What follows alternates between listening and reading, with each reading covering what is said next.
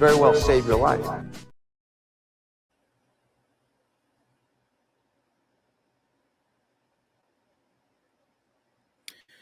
All righty. What is up, everybody? Welcome back to the Sleuth Intuition channel. Hopefully you guys can hear me okay. Today we're going to be diving into Abby and Libby's case. Seems to be a lot of confusion and people creating theories based on complete nonsense. But I want to address everything that's been brought up in relation to the Delphi case, false confessions. What do those look like? How does that happen? Believe it or not, it takes a lot of corruption. It all starts with police not doing what they're supposed to be doing, trying to get something that's not there, trying to get blood from a stone. So I want to look at false confessions. I also want to look at false confessions from guilty people. So there is a history of people who are guilty, who while incarcerated suffer from induced psychosis and start making false confessions. But once they come back down, once they're grounded, come back to reality, they start clearing up those details. So that's a real thing. And I want you guys to kind of get exposed to that. But false confessions are real. I want to look at how that happens and if we can compare it to what's been going on with Richard Allen, because it is a real thing.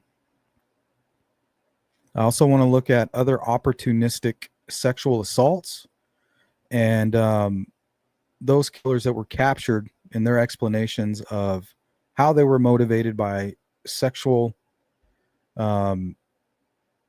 urges, and then just out of necessity, the killings were to conceal the crime.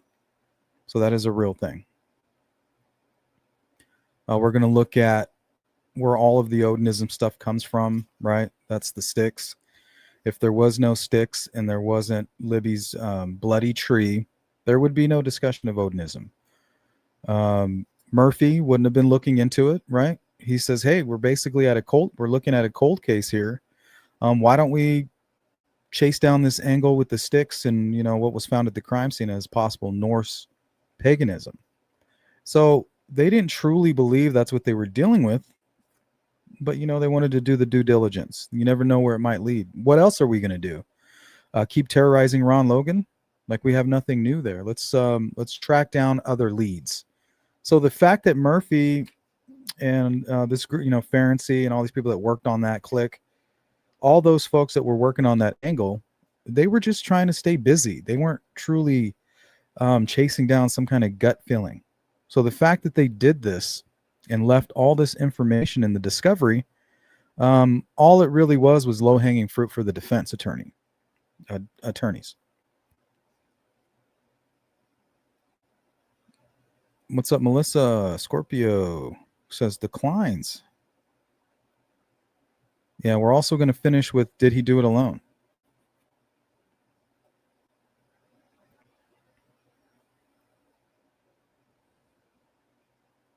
Let me share my screen with you guys. So these are the things that make people support a child killer. Right? They call Richard Allen a great guy. He's a family man. He loves cats. He's got a beautiful smile. Put anybody in an orange jumpsuit and a taser vest and you're going to look guilty. That's their justification.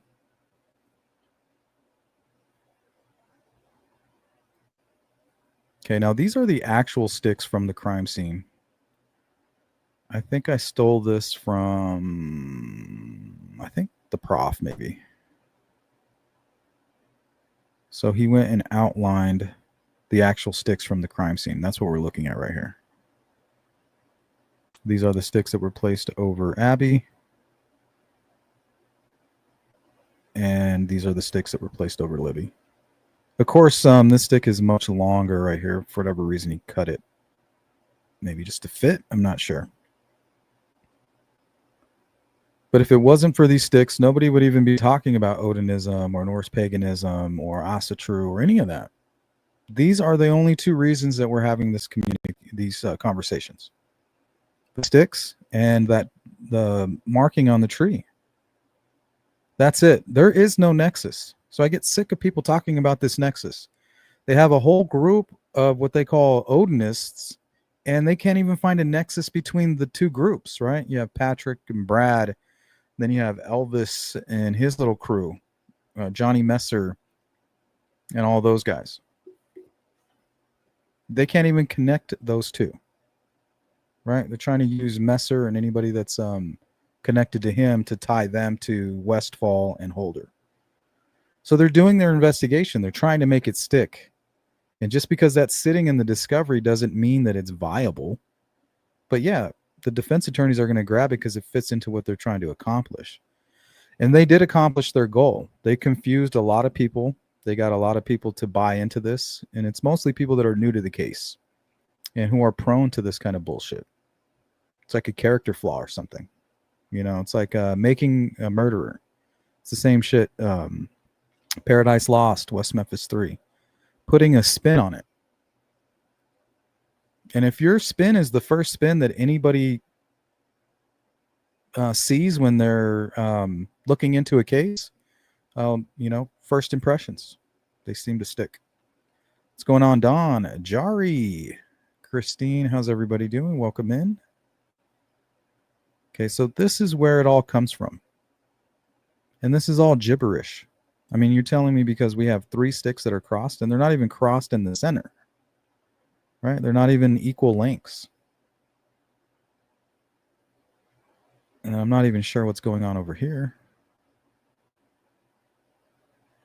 So if Murphy would have never put any of this in a report, we would never even be hearing about it. You know, they were just doing their due diligence.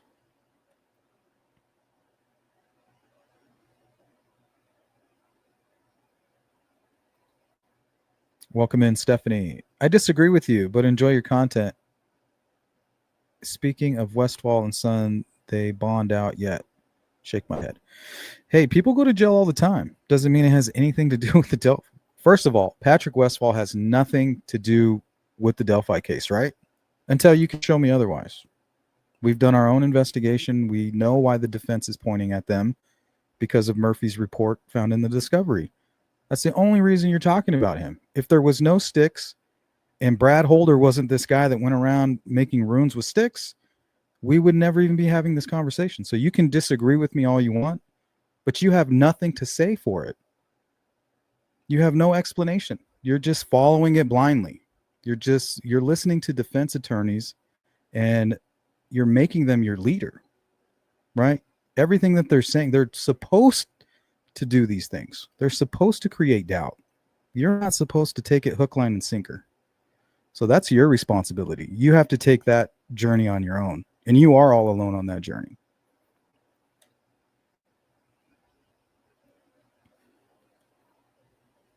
Because trust me, the company that goes down that path is not anybody you want to be with.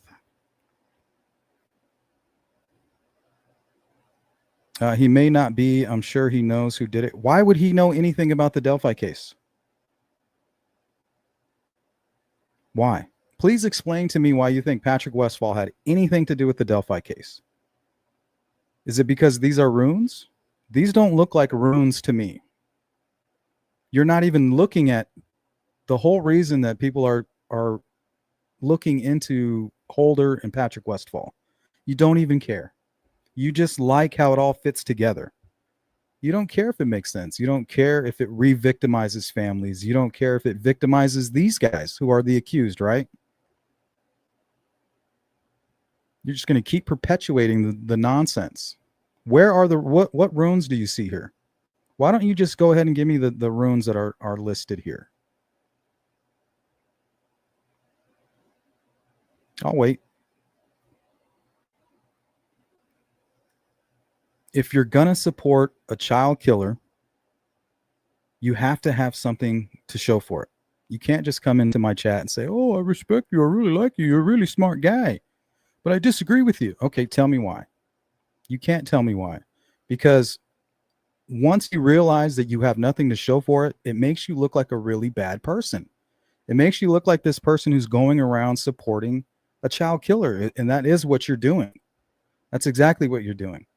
And the only reason these guys were ever even mentioned is because these are supposed to be runes. And this is supposed to be some kind of a bloat, whatever you want to call it, ritual here. This is not legible. There's nothing legible. If you're doing this huge sacrifice, right? Don't you think the easiest thing to do was make it legible? Right? Don't you think you can make your rune at least legible? You've done all this hard work. You planned it out. You killed your 2 victims. You have all the blood that you need. I can't even spell out the rune on the tree.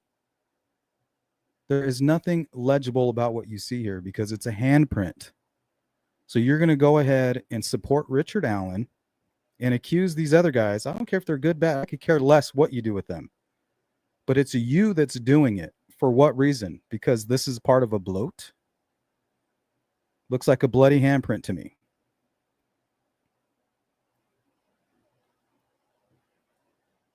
Right? And these sticks. If it wasn't for these sticks and the blood on the tree, we wouldn't be talking about Patrick Westfall, Elvis Fields, Brad Holder, Johnny Messer.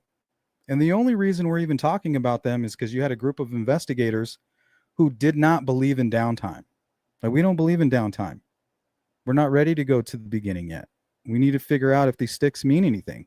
We're pretty sure that they're there to conceal the bodies. But if we don't do our due diligence, then we're not doing our jobs correctly. We don't want to leave any stone unturned.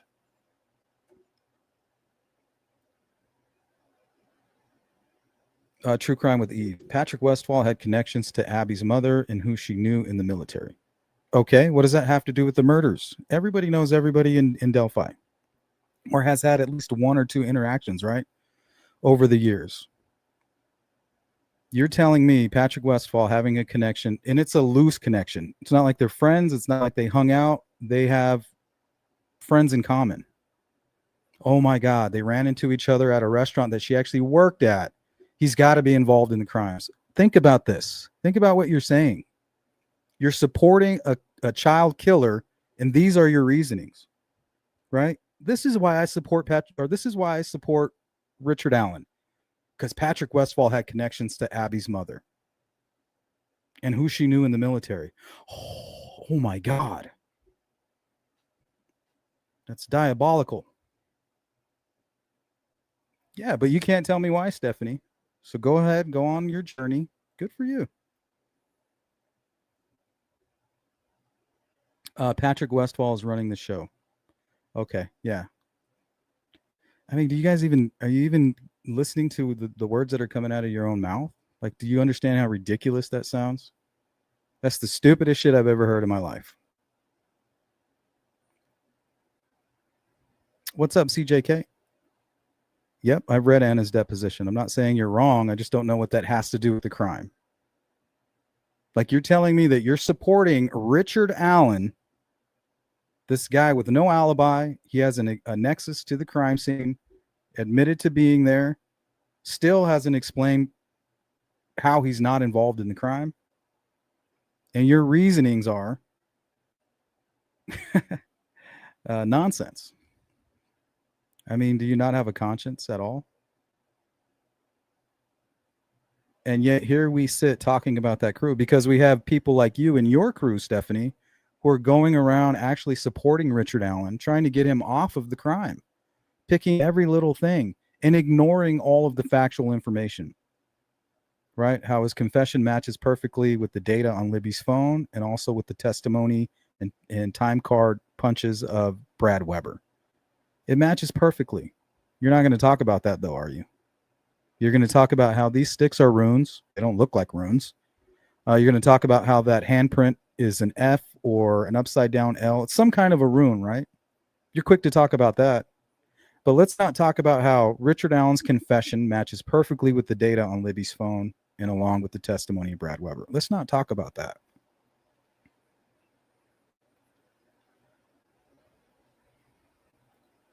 Then Patrick talks to Anna inside his own home. Okay.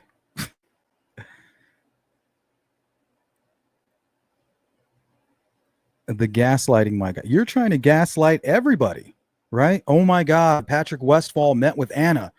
Oh my gosh. It's devious behavior. It's ridiculous. Zero record of what? The timeline of Richard Allen debunks the prosecution's theory 100%. Okay, tell me how, true crime. I really hope you don't believe that. I mean, is this what, in your echo chamber, is this what you guys repeat over and over and over? If you just keep saying Richard Allen is innocent, you just believe it if you say it enough? Do you guys not even search for facts? Are you searching for the truth? Or do you just like your new friends in the Richard Allen is innocent cult? I'm really curious. I would like to know.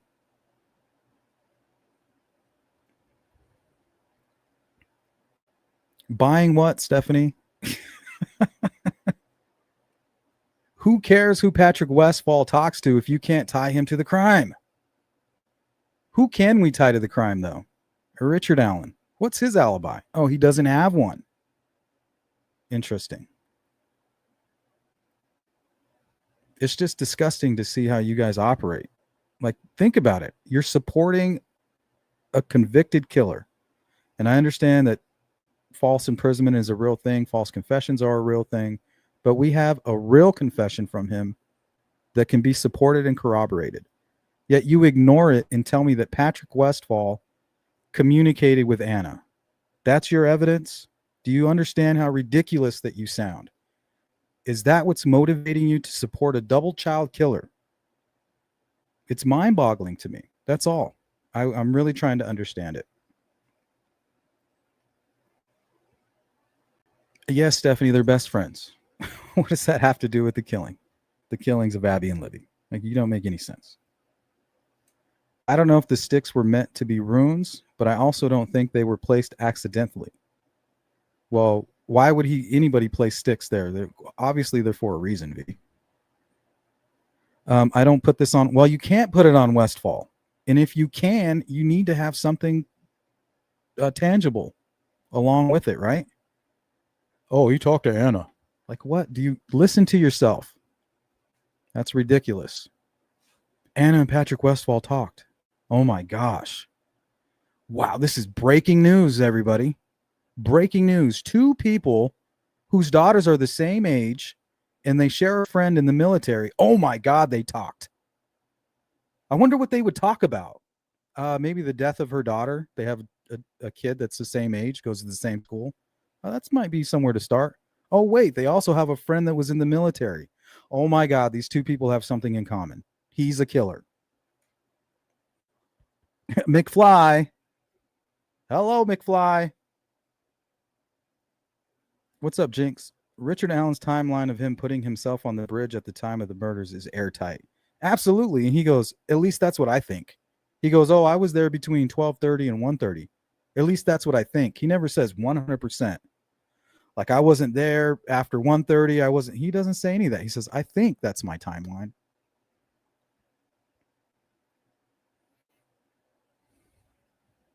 Jinx says, let's bring up Kevin Murphy again and how he testified as a 3-day pretrial hearing that no one in the Franks memorandum could be placed in Carroll County the day. We can't talk about that, Jinx. We need to talk about how Patrick Westfall had a couple conversations with Anna, even though they had a child the same age, went to the same school, and had a mutual friend in the military. I mean, what would they talk about? Maybe those two items. Oh my God. Breaking news, everybody. Richard Allen is innocent. Patrick Westfall talked with Anna multiple times, even at his house. You seem to jump to conclusions on that, I believe. What conclusions? Why can't anybody say something without providing any information with it? Richard Allen is innocent. Okay, why? Because. Okay. I would never watch Case by Case, ever. I would never, ever one time click on that channel. And that explains a lot of why you're suffering from all the misinformation. Never one time would I click on that channel, ever. Not even by mistake.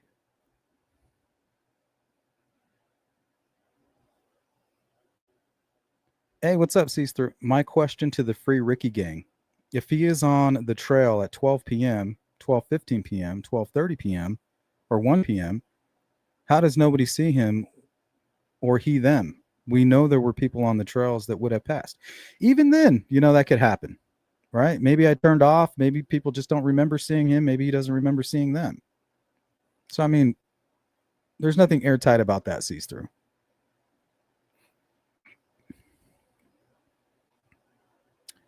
Jinx says, why isn't case by case working on Ashley's case anymore? Yeah, another convicted murderer. See, I'm starting to see a pattern here. Let's support the convicted murderers. That's evil. She has more of a connection to Patrick Westphal and Brad Holder than to Richard Allen. Okay.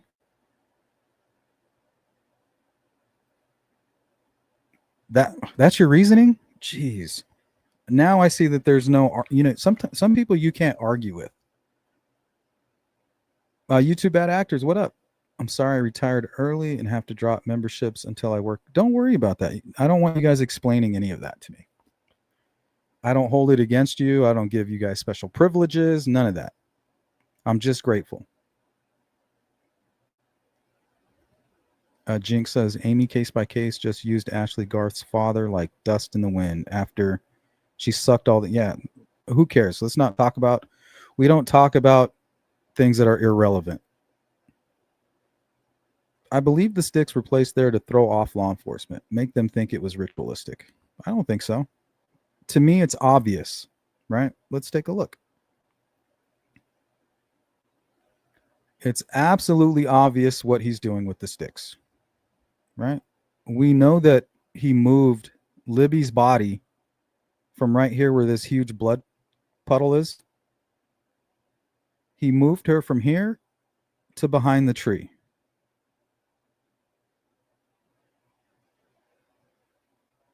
Now, why would he do that? Why would he move her behind the tree, right? And the tree being on her left side. All of the sticks are on the victim's left side. Now, why would all the sticks being part of a ritual be placed on their left sides of the body?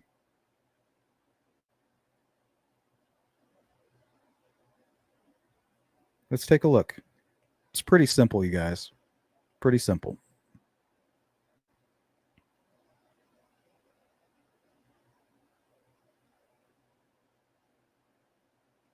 Pretty fucking simple. Let's see. Let's do a markup. So Richard Allen, after committing the murders, stood right here.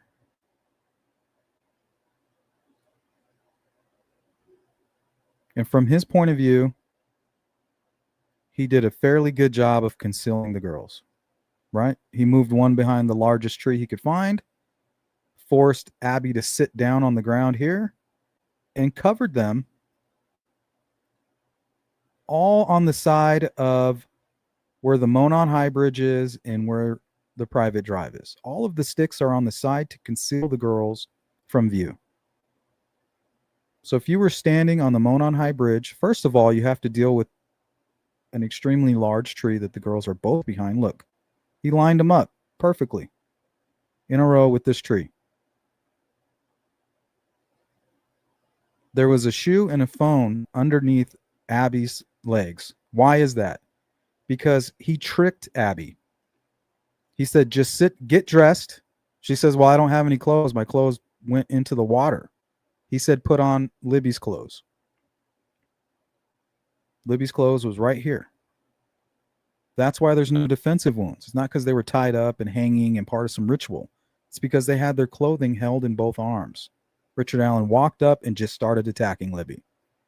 Told Abby, put on these clothes, sit there, be quiet, and started doing whatever it was that he was doing. And then he just killed her. I think it was very quick and he surprised her. But that's why the phone and the shoe is underneath her leg, because she was hoping to access that phone and make a 911 call. But she was unable to. But it's obvious what the sticks are. Look, covering this left side of her body, tree covering the left side of Libby's body, along with this massive branch, and whatever these sticks are as well. There's only one small stick here, which appears to be there to hold down this stick, which is covering the wound on her neck. These aren't runes, you guys. These aren't runes. Nothing about these looks like runes. If you're going through all this effort to do a ritual, at least you're going to do is make it legible, right? That's the least you can do.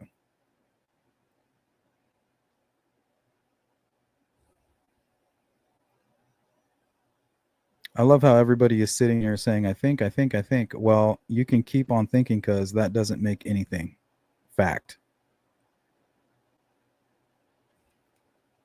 I mean, just imagine you're supporting a child killer.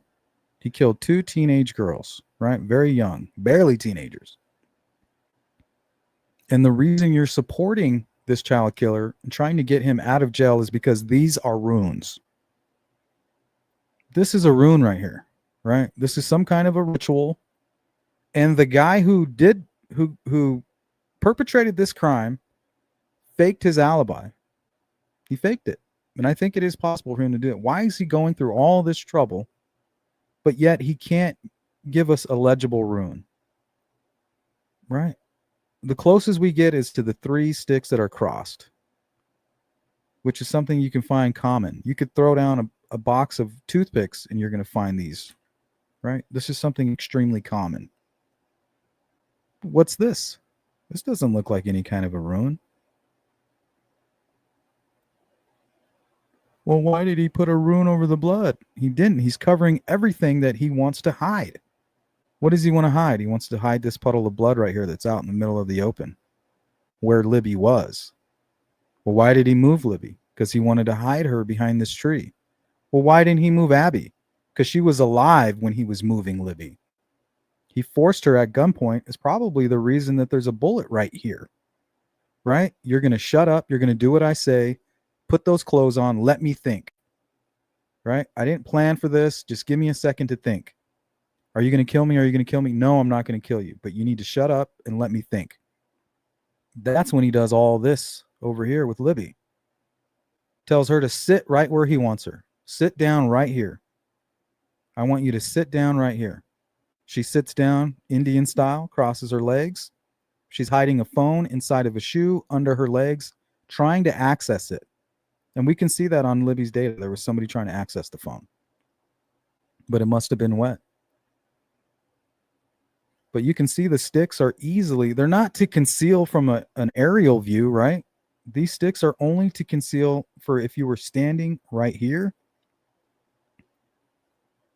standing on the bridge, or on the private drive coming around the bend. That's where he concealed Abby and Libby. Only on their left sides. Only from what he knew would be the public. There's nobody over here on Ron Logan's property. He knows that. There's no reason for anybody to be on this side of the girls. Well, why weren't they found during the search? Well, the trail that goes through here comes right up here. There's not really a trail that comes down where the girls are. You can walk down there, but the trail cuts up here. So if you're walking this trail, it looks like Richard Allen did a good job at concealing the girls, right? He did. That's why they weren't found, because he concealed them. It's not runes. So you're going around supporting a child killer because of this, because of these runes here, right? These are runes. They gotta be. And this is a bloat.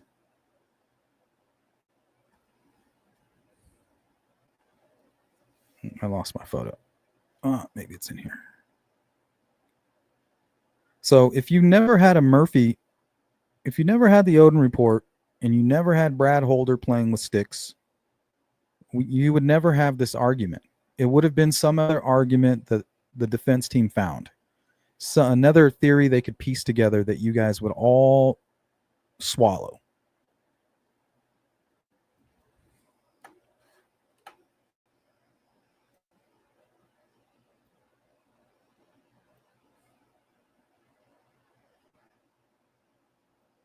Now remember, this blood is over here on this tree. And there's a small blood puddle right here because that's where Libby was attacked. She was attacked right here. This is where he caught up to her.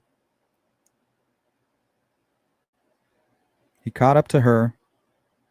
And when you get your neck cut, and you start losing all that blood, you become woozy and you pass out.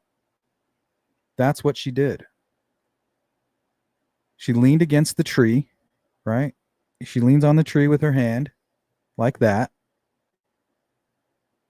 Kind of scrapes it down, walks a few steps over, and falls right here.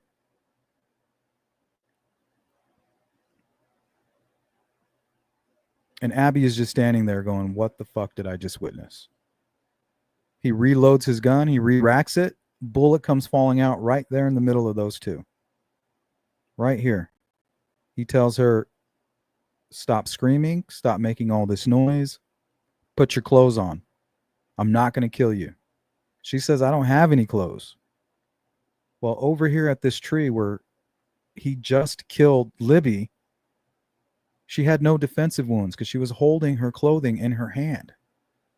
Like, hey, I want to escape from this guy, but when I escape, I don't want to be running around here naked. I want to be able to put my clothing back on.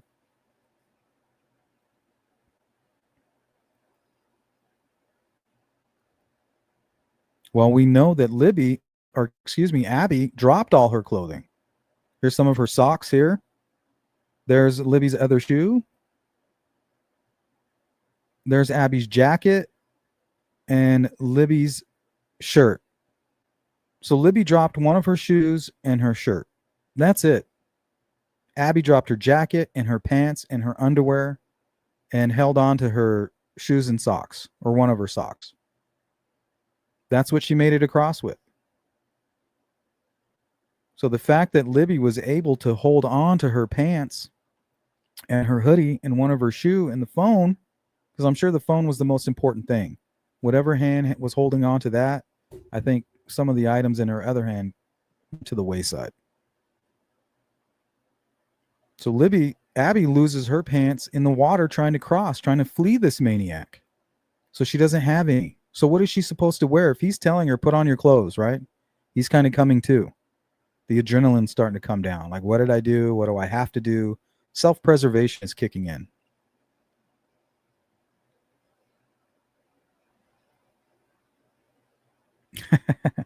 Early retirement. Oh, is that what she said? Retiring? Congratulations. That's amazing. And no, she's not working on Ashley Garth's case. There's nothing to work on except that girl to serve her time for a crime she committed. Yeah, she murdered an innocent person, an innocent mother. And these idiots are going around protecting them and siding with them. It's fucking weird. You will never, ever, ever, ever, ever, ever get me to agree with that type of shit unless you have something in your hand that I can hold up. V, I just came in, but to be honest, I don't know why Westfall is even being talked about here. Well, he's being talked about because people can't think for themselves. Richard Allen's defense attorneys have turned into their leaders. They will say whatever these idiots tell them to say. Criminality or Prof, all shitty channels in my opinion. I don't like Criminality or Prof. And Case by Case isn't on anything. They just regurgitate a bunch of fucking old rumors and then spin it for you guys. That's what you guys love. I'm glad you guys have a safe space over there. You guys aren't looking for truth. You're not looking for answers. You're just looking to regurgitate fantasy.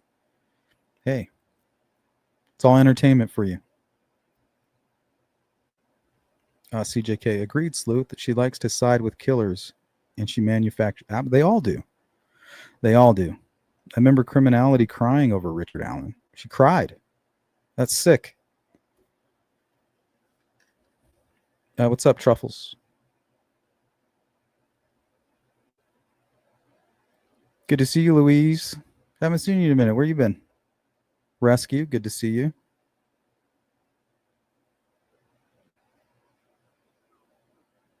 Yeah, those channels suck. I mean, now I'm just not going to argue with you anymore. Now I know who you are and what your mind frame. You're not arguing because you can't argue. You're just mumbling a bunch. You just repeat. You're like a parrot. You just sit in your little cage and you regurgitate what you hear from criminality, Teresa, or, whatever. You guys can have that. But that I'm starting to see now what's going on with you. So I'm not going to put forth that much of an effort to try to convince you of anything because it's impossible. It's impossible for some people. They're not in it for truth. They're in it because they found a good group of people, a good group of channels that they, keep them entertained and kind of trigger every little whim that they have.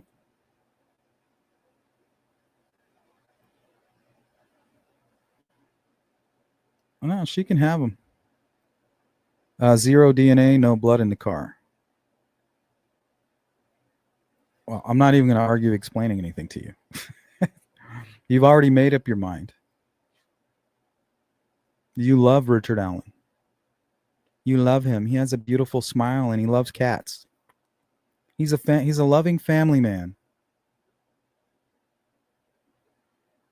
Oh, that's a good point. You can waste your breath if you want to, Don. All day, right? Don says, Stephanie, no DNA in Koberger car. Is he innocent too? Well, obviously. Honestly, you know what, Don? A lot of these people do believe he's innocent. It will all come out. Yeah, it will all come out one day. Yeah, but we're not going to get anything from you, that's for sure. And your little crew of flunkies. Hiawatha says, Libby had sticks on the right side. No, she had one stick right here. That's it. You're looking at the crime scene right now, Hiawatha. What are you talking about? She had sticks on her right side. All the sticks are on Abby's left side. All but one small stick is on the right side, is on the left side of Libby, including this massive tree that she was dragged behind. Everything on the left side, except this one stick right here.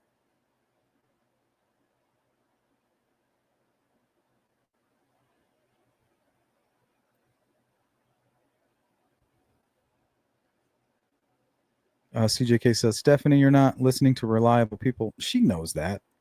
She wants the most entertainment. She wants to bang for her buck. She doesn't want truth. She doesn't want advocacy. She doesn't want any of that. She wants entertainment because she just listed the 3 people that's all they do. They come up with these conspiracies and they perpetuate this bullshit because they know it's entertaining. And I can't fault them for that. But they're definitely not truth-seeking channels. So you can either have entertainment or you can have truth seeking with consistency. That's one thing with those channels is there's no consistency, right?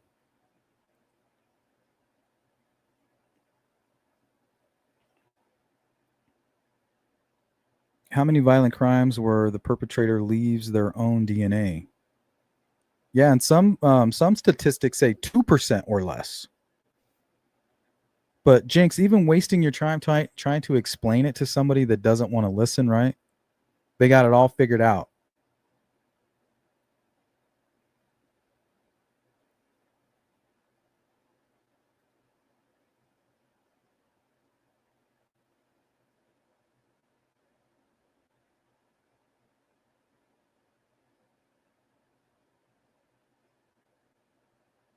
Hey, what's up, Karen? Richard Allen is guilty. He murdered those girls. Follow the case. Listen to Richard Allen's confessions. Yeah, but what about false confessions? It's not that easy, Karen. It's not that easy. It's not that easy. Let's look at some of these false confessions here. And let's see how they happen.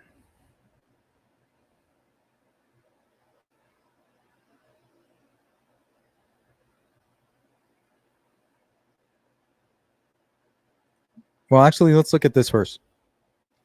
Notable cases of opportunistic sexual murders, right, is the official narrative for Richard Allen. I don't necessarily believe that, but that's what the facts tell us. He's an opportunistic killer. Most times those types of killers, these crimes are proceeded by some kind of stressor, loss of job, something like that. Richard Allen had plenty of that going on the end of 2016, early 2017. So it all fits for me. Paul Bernardo and Carla Homolka, 1990 in Canada. Victims were targeted for sexual assault. Murders followed to eliminate witnesses. Bernardo confessed that killing was often a cleanup after the rapes. Christopher Wilder, 1984, United States, approached women under the guise of modeling or photography, told associates he had sexual urges he couldn't control, and killed victims to avoid arrest. Ted Bundy, sexual assaults leading to murder. Several times he admitted killing to avoid being caught. Robert Ben Rhodes abducted women, sexually tortured them in his truck, claimed he killed some victims to prevent them from reporting the assaults. Israel Keys, opportunistic predator, admitted to sexually assaulting some victims and only killing to cover his tracks. So on and so forth.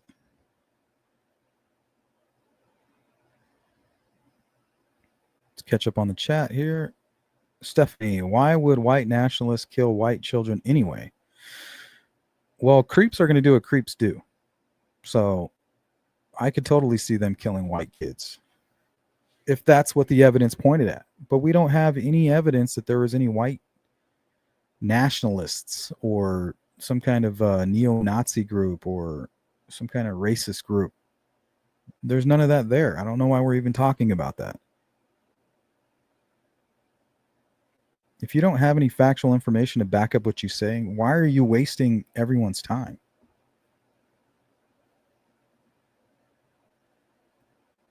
What's up, American Girl? I wonder when that ravine dried up. It's been empty every time I've been there. I feel like it was shallow water. It was very shallow water. It's still shallow water. It's always been shallow water. The girls knew that, and that's why they crossed there. They had to get across that creek. They had to get to the other side of the water. That's where their ride is. That's where their safety is. Not to mention the person who's trying to kill them and sexually assault them is on the other side.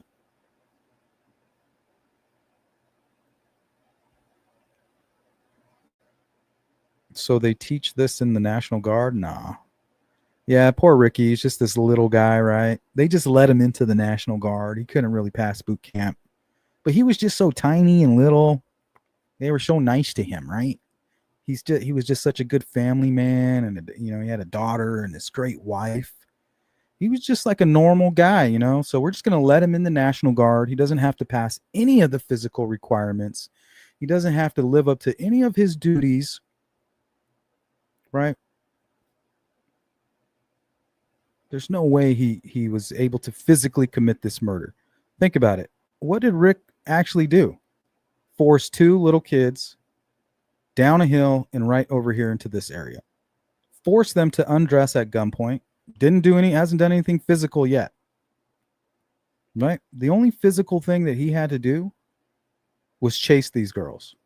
He had to chase them across. First, he had to put on his pants. He had to put on his pants and he had to put on his shoes. And he had to chase these girls through less than 3 foot of water. For the most part of this creek right here where they crossed.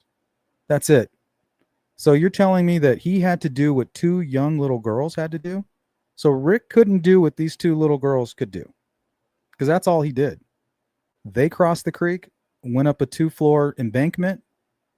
Rick Allen crossed the creek and went up a 2-floor embankment. And then went like this whoosh, whoosh, whoosh, with his hand.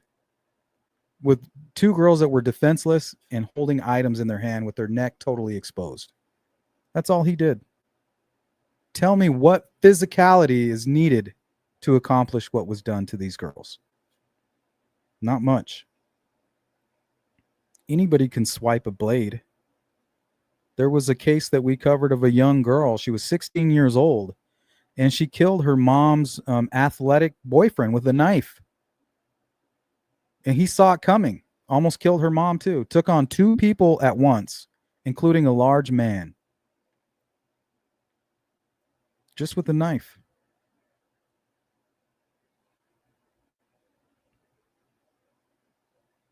should have never happened, CJK. I have no question of Rick Allen's involvement. The only question I have is, did he do it alone? Is this part of some kind of planned ambush, which it looks like? V, I agree 100%. Galen's girls are long overdue for justice. Silly people with their silly theories have been a detriment to the Flora case being solved. And we're going to solve that case. That case is going to get solved. Takes one person.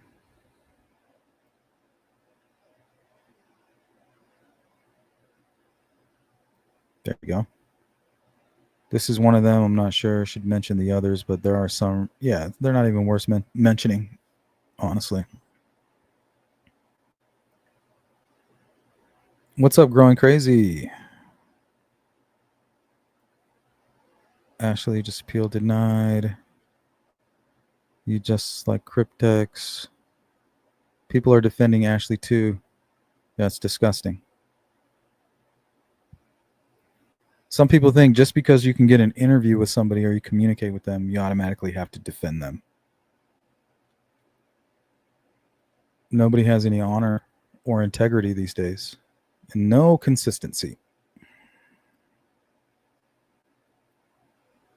You don't seem to know a whole lot, Stephanie.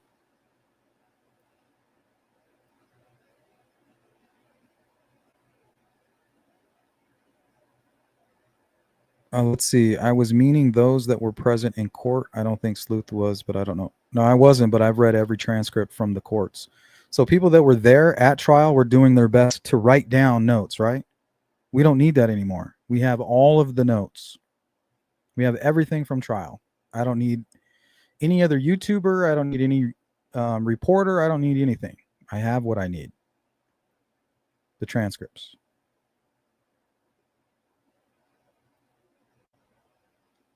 What goes both ways, Stephanie? Well, anyone who is in current times, rescue, and I got the Flora Girls plots decorated for Halloween. That was nice of you, Jinx. Scott, he had a cat. Guilty. Definitely a weirdo. I have 2 cats. Never really was a cat guy, but never really was an animal guy. My wife turned me into one. No, I just want the right people held accountable. That's it. Well, it's just funny that you keep trying to point away from somebody who was absolutely involved in the crime, and you have nothing to show for it. Like, what do you have to say for yourself with that? I mean, I can understand if you had this bombshell information. You know, if you did, I would grab that information and I would post it all over my channel. But you're supporting a double killer of these 2 innocent girls, and you don't have any real good reason. I mean, what do you have to say for yourself?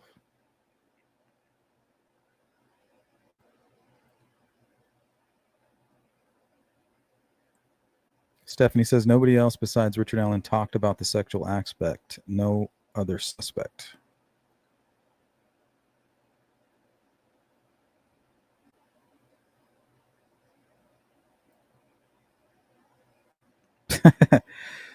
Well, yeah. Well, law enforcement in most cases is fucking useless anyway, Jinx.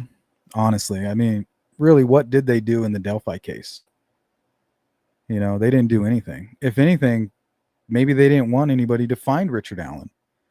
It's almost as if they were trying to hide Richard Allen from the public, right? And Kathy just happened to find some old a packet that was put together, right? Usually when you want something done in an office setting, you have to put together a packet that basically checks all, you know, all these boxes that are needed to process the packet.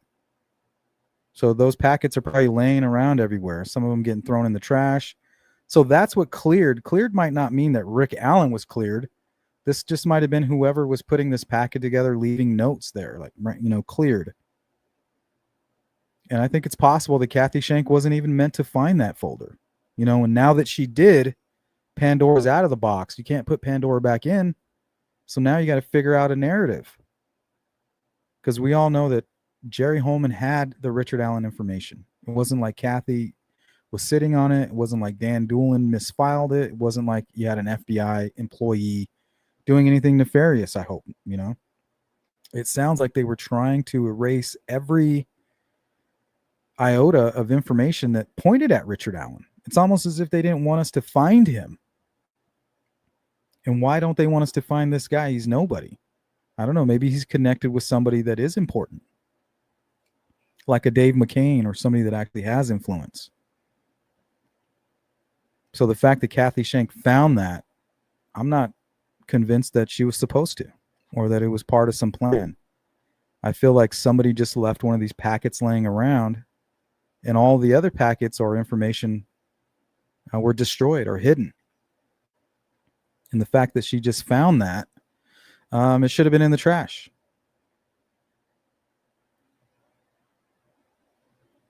What's up, Melissa? Good to see you. Bad actress criminality, and others have just jumped on the defense attorney's bandwagon. Hold on.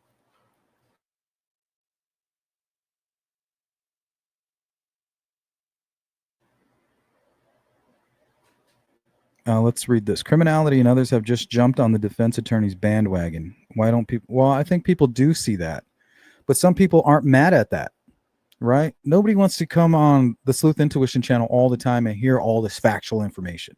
Like, stop giving me all this facts. It's not fun when you keep proving that Richard Allen is the guy. There's no fun in that. There's no fun in this, just it being a opportunistic killer who doesn't really understand why he did what he did and killed these girls because he couldn't have what he wanted.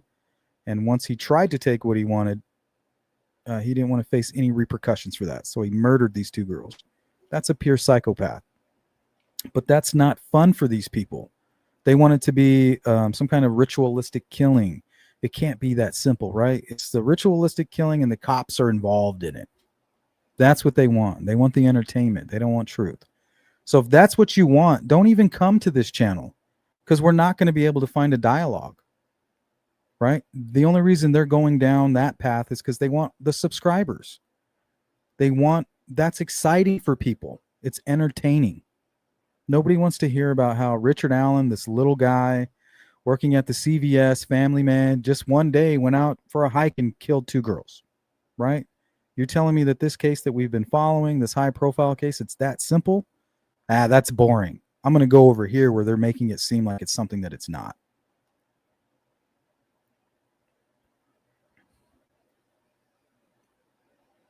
His height has nothing to do with his strength. He has the strength of a grown man. Well, honestly, all he needs is the strength of a young teenage girl. Really, right? A young teenage girl could cut somebody's throat. Two young teenage girls can cross a creek and climb a 2-floor embankment. So he doesn't need to have the physicality of a grown man. Honestly, he just needs the physicality of a teenage girl, because that's all he did. He kidnapped at gunpoint, nothing physical about that. Forced them to undress at gunpoint, nothing physical about that.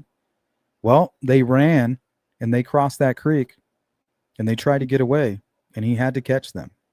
That's the only physical part for Richard Allen.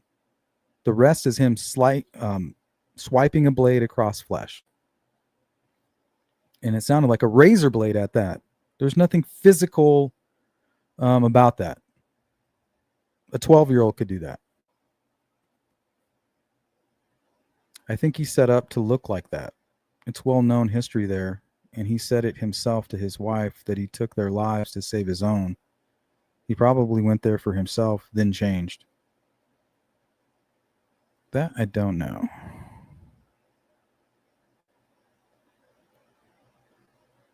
I don't understand why you're saying that, Stephanie. Someone or someone's big and strong.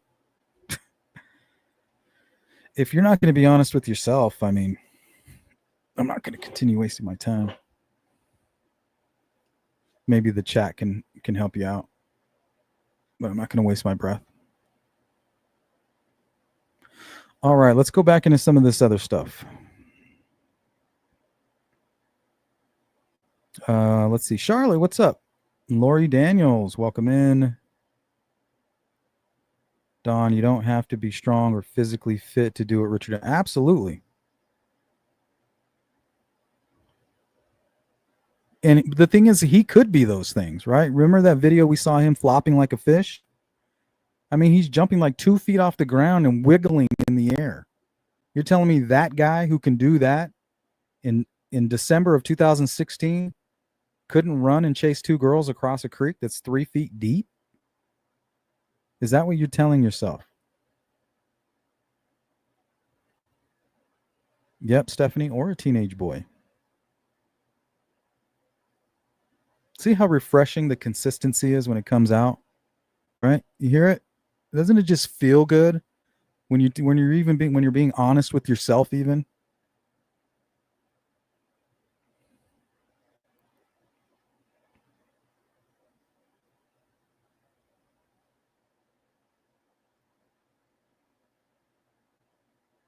I would expect somebody with a channel called YouTube Bad Actors to be more unbiased and neutral with good morals. It's pretty disappointing, to be honest, reading the comments. What does that mean?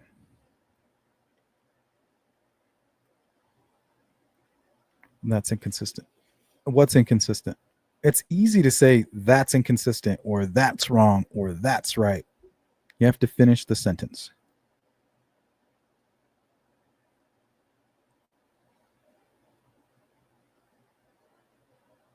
All right, let's take a look at cases where psychotic offenders confessed and were actually guilty. True confessions made during psychosis that still turned out to be genuine. Actually, we'll skip that one. We don't need that. It's interesting.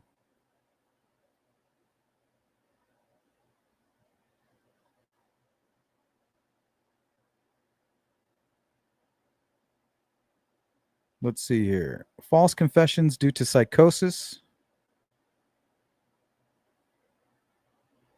Cases where the guilty made false or distorted confessions under psychosis. So these are cases where they were actually guilty, but during incarceration, just like Richard Allen, they were under induced psychosis. And while under psychosis, were making strange confessions that later were cleared up, when their minds when they regained clarity. Let's look at Peter Sutcliffe, the Yorkshire Ripper. This is around 1980. Diagnosed paranoid schizophrenic who killed 13 women. After his arrest, he made disorganized statements, claimed divine voices commanded him, gave incorrect sequence and locations of killings, and confused victims. Excuse me. Later, after antipsychotic treatment, he gave accurate timelines and corroborated police evidence, just like Richard Allen. Remember, he said a bunch of crazy shit while he was under psychosis. Like, I shot the girls, I buried them in a shallow grave, I started World War III, all this shit. But the moment that his treatment was working and he regained his confidence and he was comfortable with Dr. Walla, that's when he gave his clearest confession. And we even have the phone calls from the day he made those confessions. So we know he wasn't out of his mind.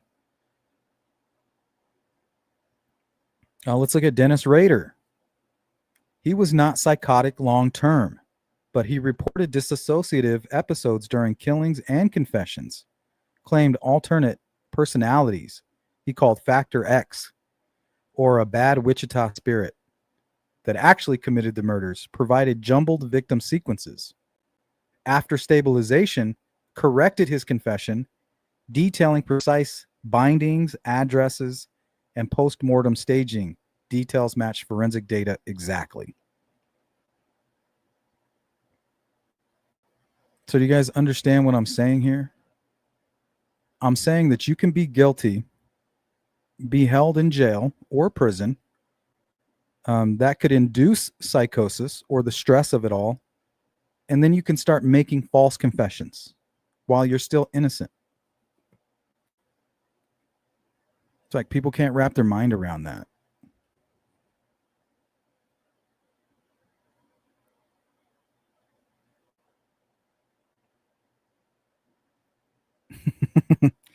Yeah, don't get bias mixed with obvious, Scott.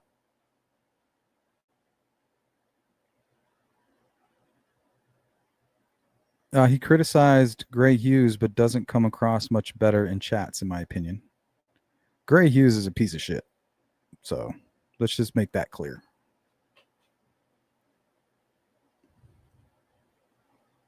You know what I'm going to say, Sleuth? Hopefully something tangible, something that we can put on the screen and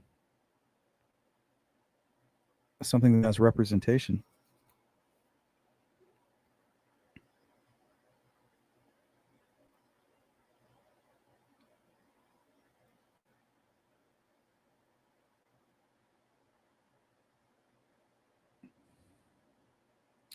Stephanie, saying he started World War III is not a confession at all.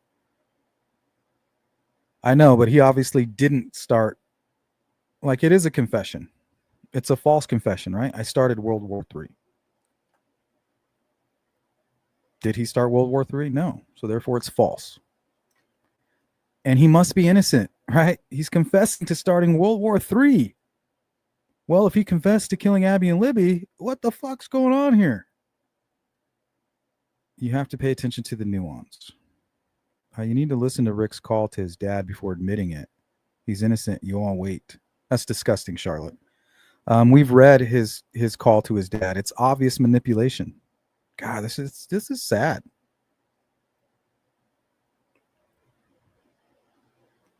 It's just sad.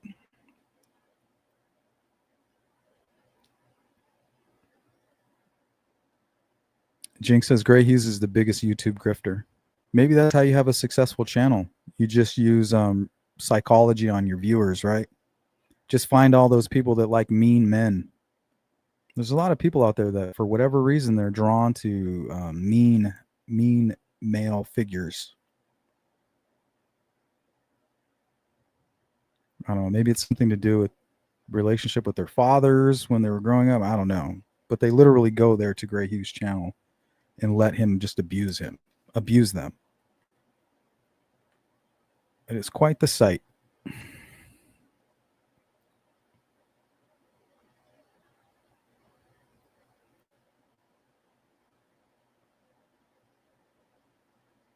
Stephanie, okay, but you can't prove he didn't cheat on the cigarette.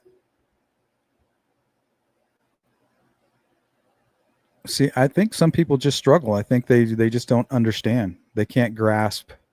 It's just so complex. Some people, they just can't grasp it. Let's see. Jeffrey Dahmer.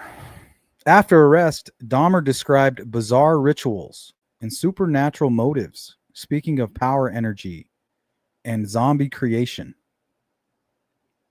After his psychological evaluation, found to have schizotypal personality and psychotic breaks during interrogations. Later, in more stable interviews, clarified events accurately, distinguishing fantasy from fact. Deanna Laney. This was Texas 2003. Her condition was postpartum psychosis. Killed her 2 sons, believing God commanded her. Her initial confession claimed that she killed 3 children. The surviving one she thought was dead. Gave incorrect timeline and weapon details. Does that make her innocent? Fuck no. After her treatment, she clarified facts and accepted full responsibility, distinguishing psychotic belief from physical acts. She was found guilty, but innocent by reason of insanity. Okay, Michael Taylor. This was in the from the UK in 1974. Religious mania after an exorcism. He was under psychosis. His initial confession was incoherent. Claimed, Satan made me tear out her insides. Gave wrong weapon description and victim injuries. Later, after medication, accurately described his wife's murder and his delusional state. His first confession was factually wrong. Later confession matched the findings at the scene. Let's do one more. Armin Muse, Rottenburg cannibal, Germany, 2001. Initially psychotic fixation on consensual cannibalism. We've had some cases like that in the US here too, more than I'd like to know of. First confession. He claimed multiple victims, described impossible sequences and hallucinated acts.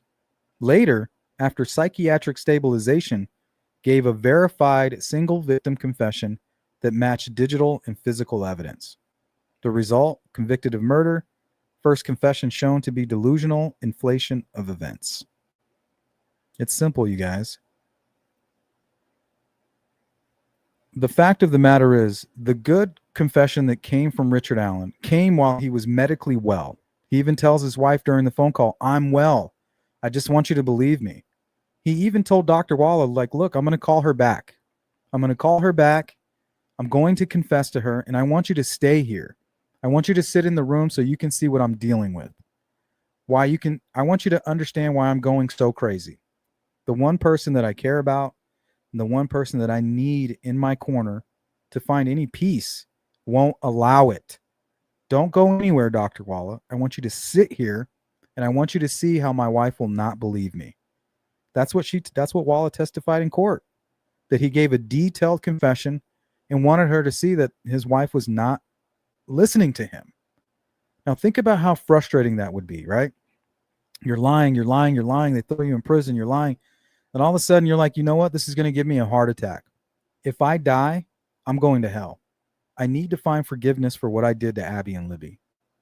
I need to find God because, I'm pretty sure I'm going to die from a heart attack. So he finds God. The one thing you must do if you're truly searching God is to find forgiveness, to find peace. His only way of getting peace is to confess. His wife is telling him, no, you're not well. They're putting something in your fucking pudding. He's like, no, babe, I'm fine. I am well. I need you to understand. I know that I needed to let you go.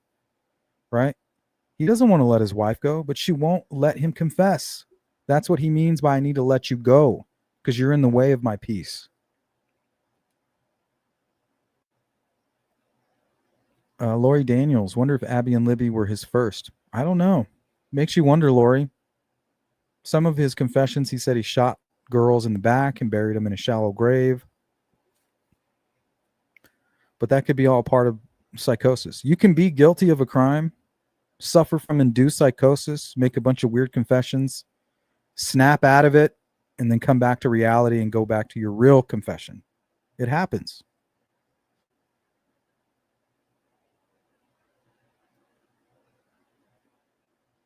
Yeah, people do like to be manipulated. That's true. They like it. It's fun for them. The idea of this boring guy going out to the trails that he always went to, making this decision, it's not fun for them, right? It's not fun. It's not entertaining. I don't like going down that. I don't want to go on that ride. That's the boring Delphi ride, right? Ugh, boring. This little Richard, he's not exciting. Just some internalized weird guy. There's nothing fun about that. He just went to the trails. What do you mean? There's no Kagan Klein. There's no Odinist. There's no ritualistic killing. Ugh, I don't want that.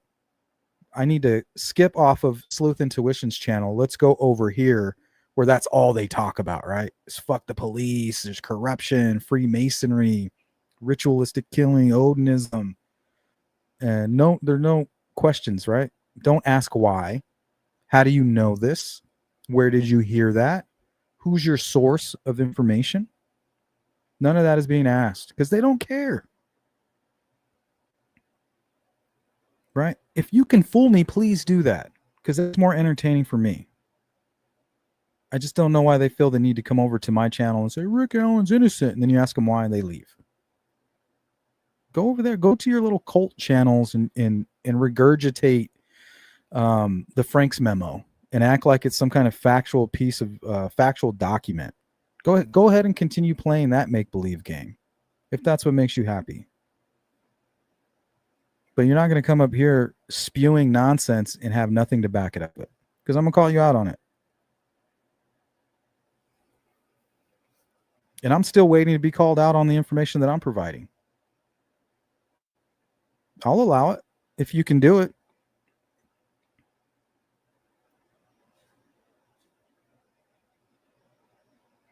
Yeah. I think they would get off on that, CJK, creating enough chaos to get somebody like Richard Allen off, knowing or not even caring whether he's guilty or not. Just the art of manipulating, that would be enough satisfaction. There's good and bad. Well, there are no sides, Scott. There's just the truth, and then there's lies, right? And if it's not lies, you have to prove that it's the truth. There's not good or bad. It's just truth and lies.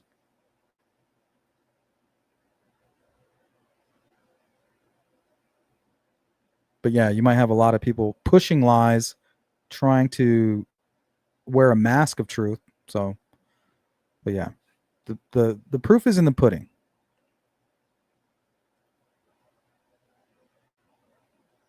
Yes. They're still saying, I can't believe you allowed this to happen to Brian Koberger. He's obviously innocent. That just shows how sick these people are. Because when it comes to entertainment, they value the entertainment over the facts in the case. Because the entertainments are clicks, it's more subscribers. And believe it or not, there's more idiots out there than there are people with common sense and critical thinking skills. We live in a world of idiots. So if you want more subscribers on your YouTube channel, appeal to that crowd. You know, don't appeal to the critical thinker, the person who thinks before they speak, the person who says, well, let me do my research before I give you my opinion on that. Those are the people that you want to listen to, right? Not those that are like, oh, well, I am an expert. You must listen to me. I am your leader, right? And then everybody just blindly follows the Pied Piper like a bunch of little rats.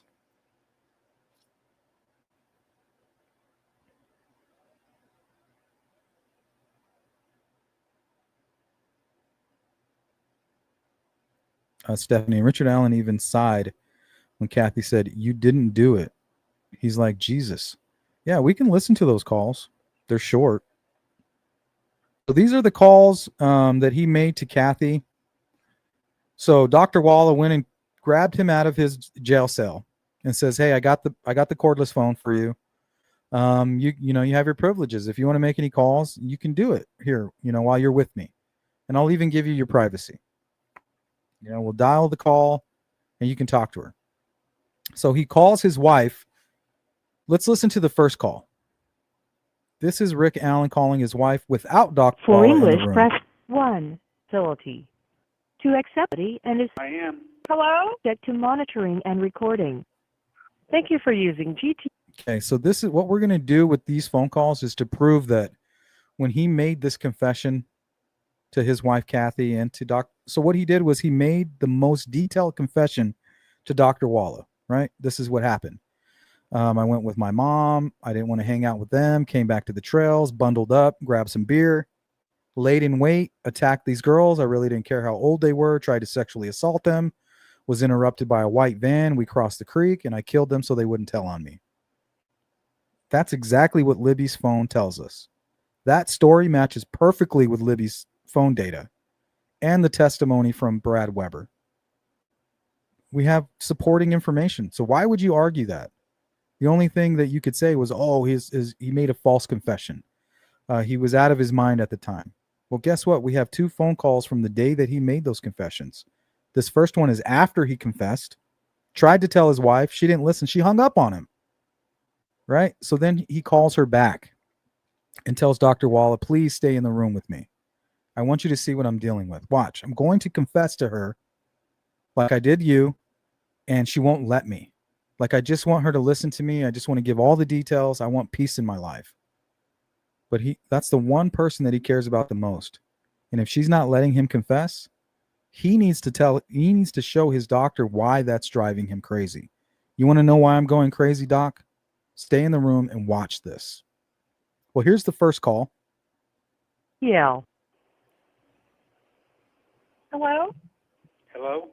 Hello? Are you there? I am. You guys can hear Hi, that? honey. How are you? Oh. Good. Like, he's even like, he's kind of hesitant, like, oh man, she's in a good mood. I don't want to upset her, but it's just something he has to do. To hear your voice. It's good to hear your voice, baby. Oh. You doing okay, hon? Oh, I might be now. Okay. Oh, I'm supposed to be meeting Brad here at a gas station to sign something, so I He said, I might be now. She said, are you okay? He says, yeah, I might be now. So he's feeling better, right? It's good to get it off his chest. He just confessed to Dr. Walla in detail. He's like, babe, I love you. Are you doing better? Yeah, I might be good now. It really depends on how, how you respond during this call, how I'm going to be doing overall.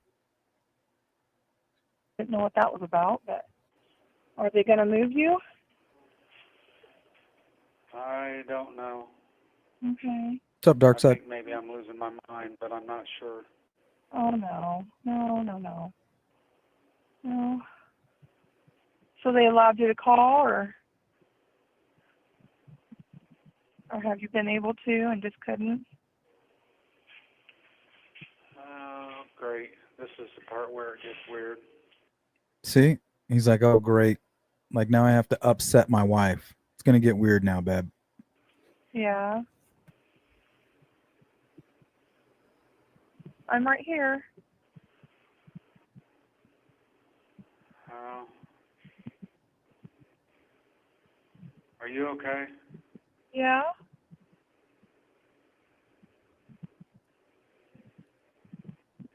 Yeah. He What's doesn't going want to on, do then? it. He doesn't want to upset her. I don't know. I just think maybe I've lost my mind. Oh. Oh. No, honey. We've all lost our minds at this point. So Brad and so I can trust Brad and Andy then? Yes, you can, sweetheart. Yes. Let's not talk How do I about know? anything that we don't need to, but no, there are lawyers, honey. There are lawyers.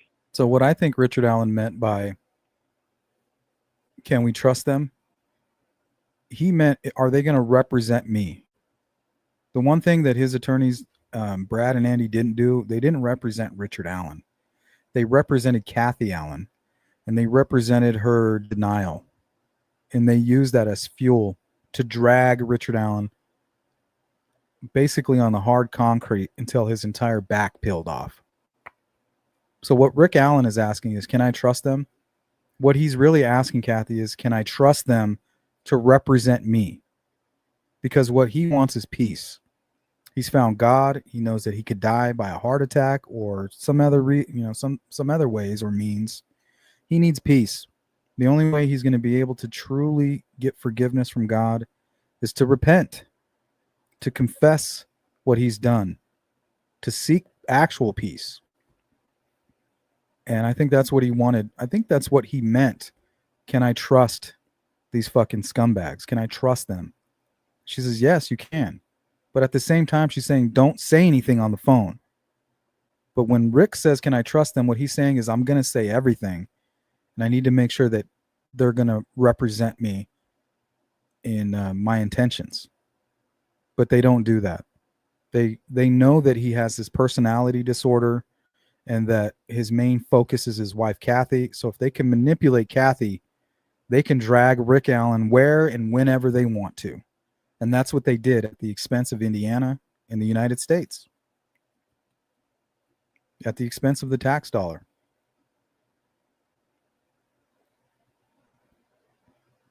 What's up, Miss CD? Good to see you. Yep, that's a good point. Here, let's pull up Dr. Walla's testimony on that. Let's see, Dr. Walla, what does she say here?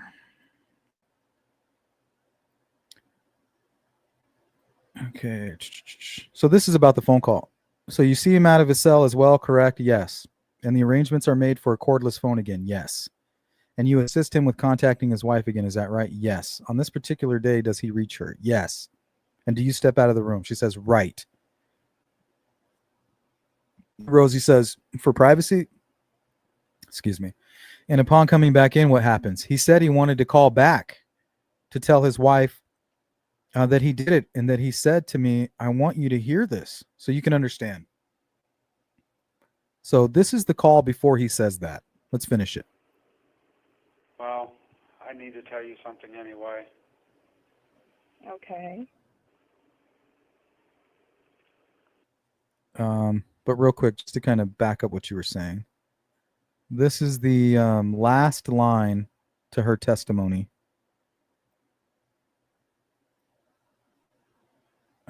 Let's see.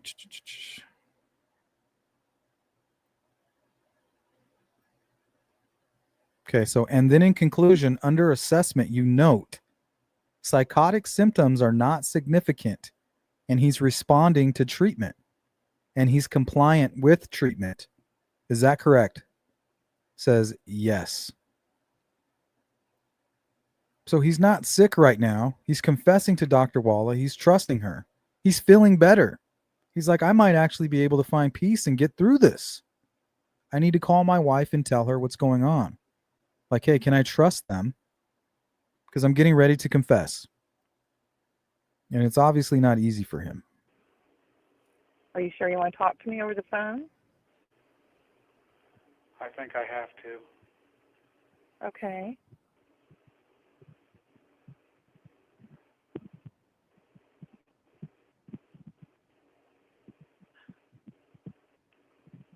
I need you to know that I did this. What? No. Look, she's in shock. No, you didn't, dear. There's no way. What she's really saying is, no, I didn't kill it. No, I didn't marry a child killer. She's not trying to come to terms with, did he do it? She's trying to say there's no way that I married the guy who killed Abby and Libby. There's just no way. Right? There's implications for her as well. There's no way, dear. Love me. Dear, there's no way. Okay. I hope you still love me. I always will go love you, honey, but no, you have not done anything. Yeah, we did, And I think you are not well. So you don't need to be saying you did something you didn't do. See, now you guys understand why he called Dr. Walla back in. Like, Dr. Walla, I'm trying. Like, I feel good. You got me this good medication, this good treatment. I'm feeling well. You know, and I need peace. You know, I found God. I just want forgiveness. You know, I'm going to be stuck in prison. I'll probably die of a heart attack. I just want peace. That's all I want. So now you can understand why right after this phone call, which she hangs up on him at the end, he calls Dr. Walla back in and says, please, I'm going to call her back. I want you to stay right here. I need you to understand my frustration. Well, hon, this is the first time I've been able to talk to you, and I've been trying forever. Were you just not allowed to call me, or? I don't know what's going on, hon. Okay. I'm definitely going to lose my mind now, though. Okay. So what do you think he means by I'm definitely going to lose my mind now? So he tried to confess. Like, I'm definitely going to go fucking crazy now. Like, you're telling me that I can't even confess? This is some kind of living hell, some kind of nightmare for Richard Allen, which is well he deserved. But at some point, you have to place the blame on Kathy. This was a very pivotal moment for him. Rick's feeling good. The treatment's helping him. You know, he snapped out of this compartmentalization that he was probably swimming in that, right? He convinced himself he wasn't involved in the murders. But now that he's well, he's out of this psychotic state. The only thing left to do now is to tell the person that he cares about the most, right? The only opinion that really matters to him is Kathy's. So when she says, no, you didn't, right? I'm confessing. I'm free. I'm on my way to peace. She's like, no, you're not. We're not going down that road. You didn't do it. I don't want you to ever say you did it. Don't ever mention it again. What does he say? Now I'm really going to go crazy because all I want to do is confess. They already caught me. Let me confess. She's like, no, can't allow that. Not allowed to call me, or? I don't know what's going on, hon. Okay. I'm definitely going to lose my mind now, though. Don't. Don't.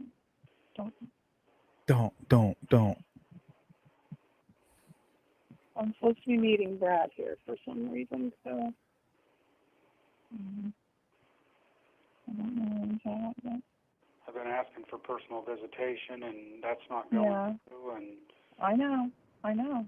then it's taken me. Feels like it's taken me forever. You have 1 minute remaining. It's okay. Are you there? Yeah, I'm here. Yep, that's true. That is true.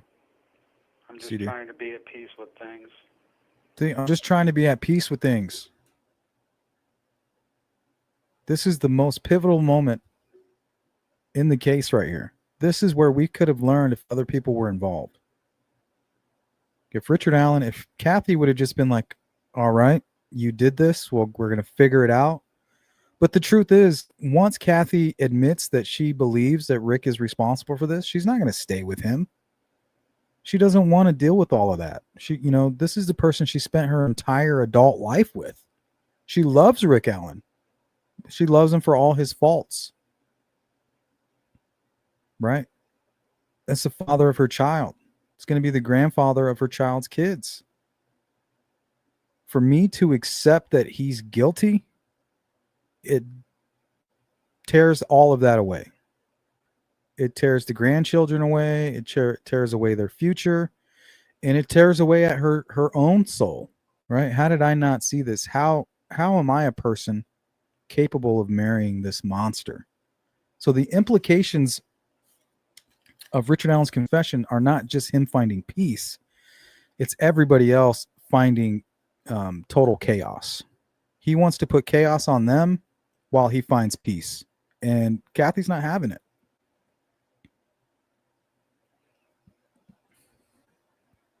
What the heck could they have put in his food to make him confess? There's no such product that would do that. Let's finish the call and we'll go into the next one.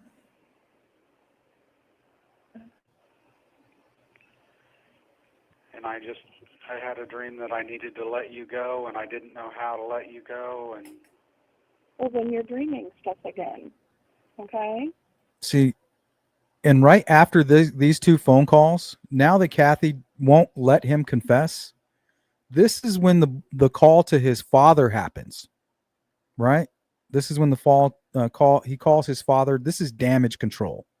It's like, okay, well, Kathy's not letting me confess, so I got to keep on with the charade. So how does he do that?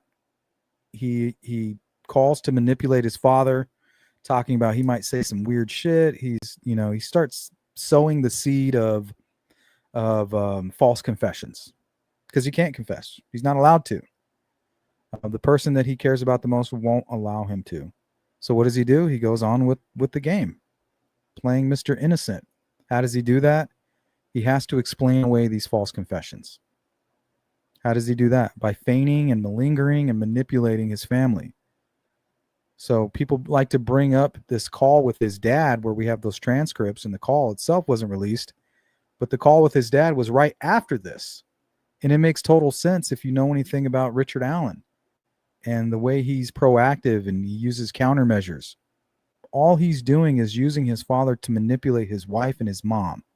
So that's why when we see the calls with his wife and his mom after this, the first thing he says was, "Did you talk to dad? Did dad relay the message, right? Did he come give you, the programming that I'm trying to create for you? Did he download that programming for you?" So he used his father to manipulate his wife and his mom. That way, when he talked to them again, they would think that he was under, like he was being poisoned, or he's just fitting into what they want to hear, right? Brad and Andy are telling Kathy, well, they're probably manipulating him, trying to get a false confession out of him. They're probably poisoning his food. So she's listening and being coached by them and trying to pass that on to Rick. Like, look, man, they're poisoning you. They're going to try to get a false confession. You're not safe. I don't know what's going on. I don't know what's happening to you. So he's eager to please her. All right. If that's the direction that they're going, that's the path of least resistance, because I know that I can't confess and I'm really going to lose my mind now. That's all it is. You don't be talking about anything on the phone negative like that. Okay? See, she's getting angry. But I have to let you know that I did it, hon. Dear, no, you didn't.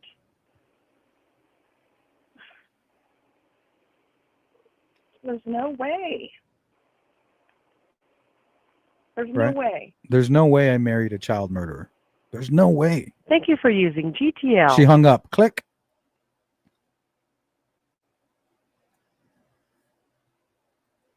Okay, so she hangs up.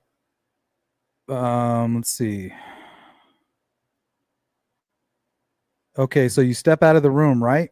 To give him privacy. And upon coming back in, what happens?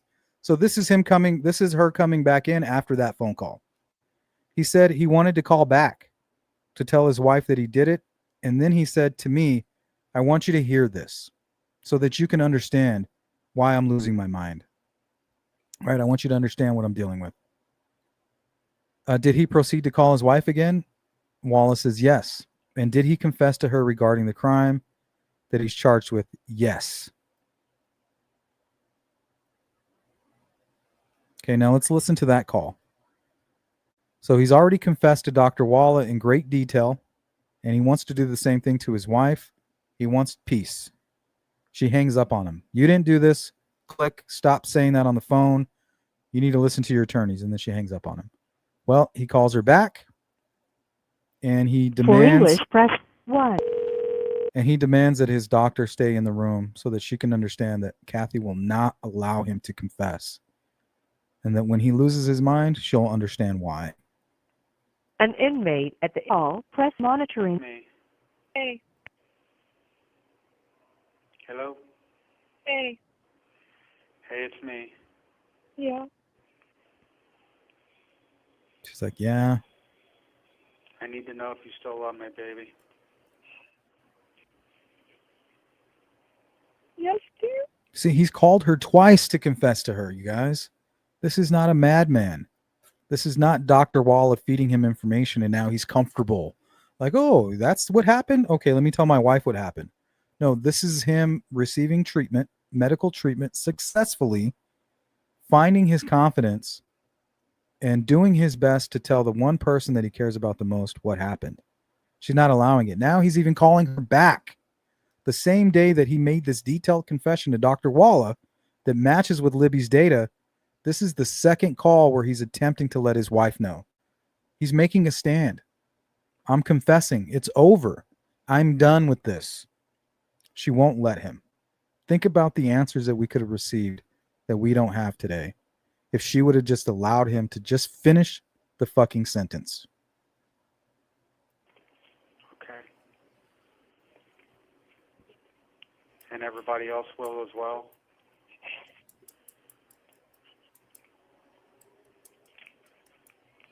She's not answering. She's like, no, because if you did this, no, fuck you. Because I may have to spend the rest of my life here, or... Stop talking about it, please. That's not true. Okay. She's like, nope, nope, nope, nope, la, la, la, la, la, la, la. Nope, I didn't hear that. Okay.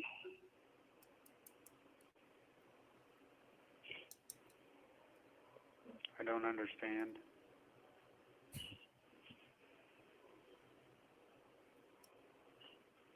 She's not even listening to him. I just got to know that everybody's still going to love me. And his voice during these communications, when he's not trying to, make it sound different.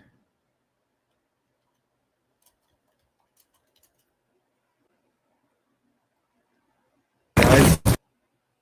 Down there. Guys. Down there. Guys. Down there. Guys. Down there.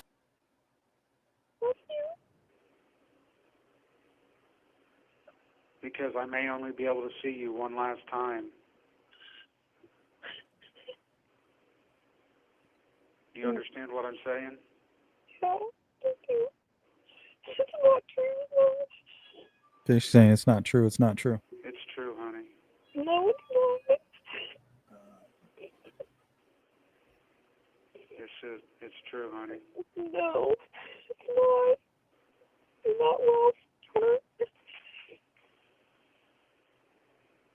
I'm well. No.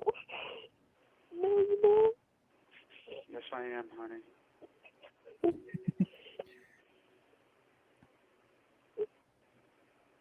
I just hope that you'll still love me, because I may only, if I get the electric chair, or if I get down there. No.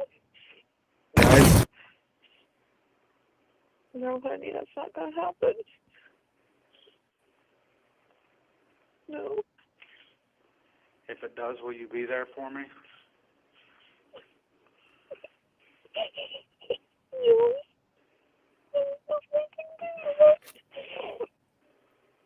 It's not going to happen, dear. See, I think part of Rick Allen was thinking that she was going to be like, well, fuck you then. Like, I can't be with somebody that did that. You know, I knew I needed to let you go. Do what? Nothing. This isn't right. They messed you up so bad. It's okay, honey. I did it. I did it, dear.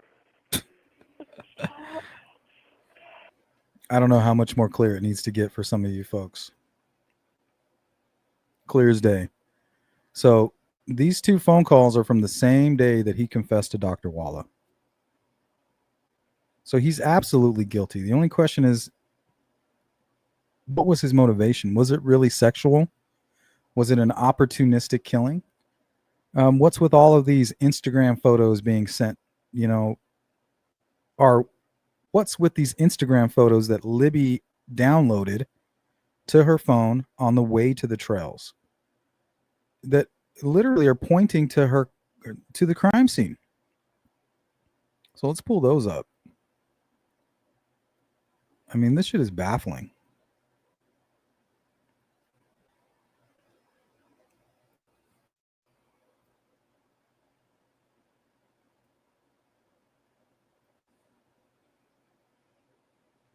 So the girls were found right over here, right back here in that area. And for whatever reason, whoever took this photo is trying to show them something down here. Now, right here in this area, there's a fire pit. There's a picnic table. You can literally camp here legally. This is an easement. This flood area, this is all an easement. Legally, you can walk across this bridge, go down the hill, stay close to the bridge, walk all the way down to the shoreline, and you're free to hang out right here in this area and camp for a few days. Nobody can stop you. If you really wanted to, you could do the same thing on Ron Logan's property, as long as you were right within that 4 to 6 foot mark between the water and the embankment. So why is Libby on her way to the bridge, right? She was talking to Anthony Schatz the night before, up until she was murdered. And then she's pointing at the down the hill stuff and saying, we can't go there. We need to go down here. There's not a trail going there. So what is she talking about? Is she talking about here?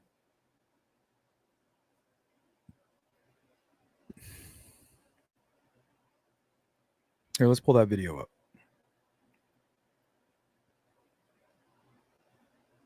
Let's see. Where's the original? Do I have the original? I think so.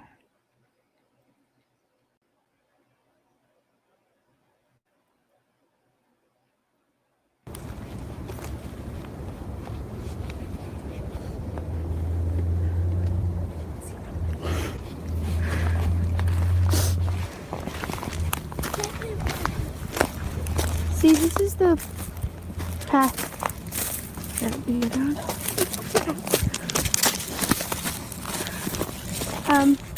She said that's the path that we go down, and she's telling it to the video. There's no path going. And then she's telling Abby, there's no path going there. We need to go down here. There, so we have to go down here. Okay, what is she talking about? Is this what she's talking about? There's no path going there. We need to go down here. Why is she trying to get over here? Why is she downloading these photos right before she gets to the trails and right before she's murdered? There's obviously two people in this photograph. Don't know if they're male or female.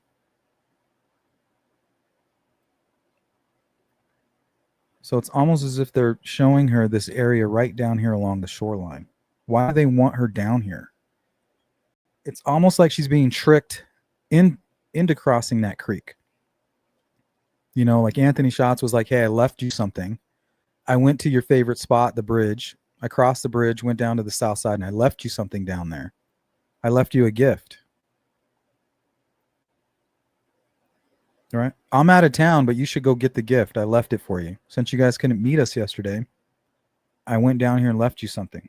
Okay, well, where did you leave it? Over here. And then right here. And it even looks like these sticks are marked. Sharpened. Oops. Sorry, guys. Looks like sharpened and marked. So I don't know if these two sticks right here are some kind of a marker or even just this one right here. But he's pointing down there, like down. You need to go down there.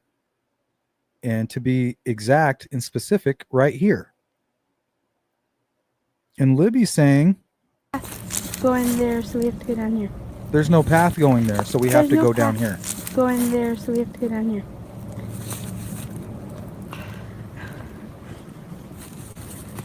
Is she talking about the photographs?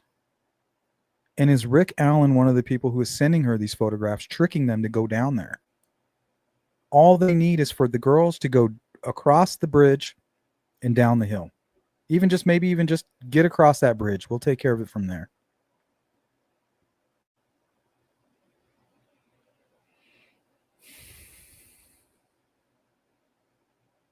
So is that what she's talking about in that video? We can't get there from here. We have to go down there. There's no trail there. So in order to get to these photographs, and remember, law enforcement doesn't know where these photographs came from. They just know that the girls downloaded them. They don't know from where. It came off of Instagram. That's all they know. And it's literally a photograph of the crime scene almost, right? If you continue down this way just a little bit more, that's where the girls were found.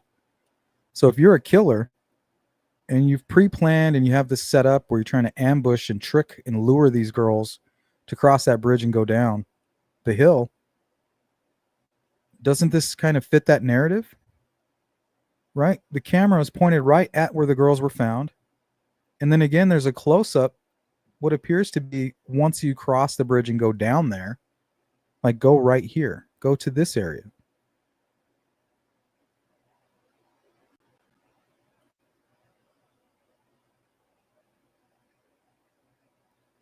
Stephanie, Jason Jansen didn't have these photos. You're thinking of the other ones. See, this is how the misinformation spreads. People just throw shit out there. These weren't made available until they were put in the discovery. So unless he was given them by the defense, he would not have these. Now, you might be referring to the other leaked photos with the clothes in the creek. Those were leaked early on. You might be confused.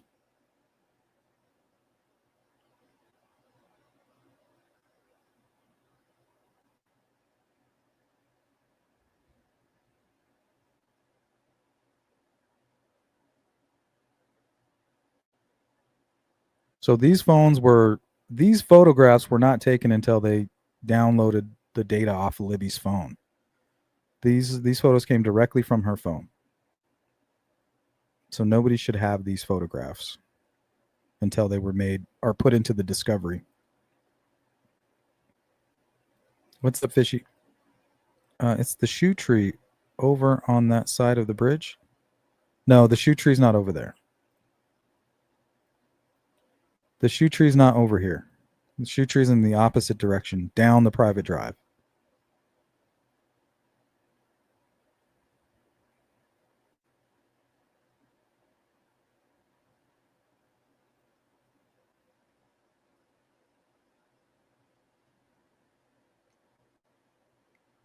You're saying there's blood in the water?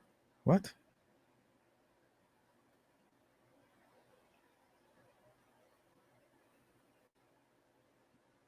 So I don't know how you guys feel about that.